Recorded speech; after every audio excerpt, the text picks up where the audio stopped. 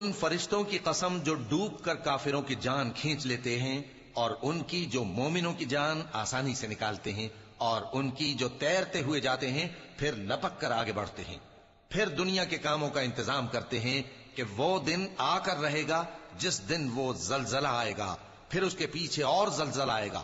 اس دن لوگوں کے دل خوف زدہ ہوں گے اور آنکھیں جھکی ہوئی۔ کافر کہتے ہیں کیا ہم الٹے پاؤں پھر لوٹیں گے؟ بھلا جب ہم کھوکھلی ہڈیاں ہو جائیں گے تو پھر زندہ کیے جائیں گے؟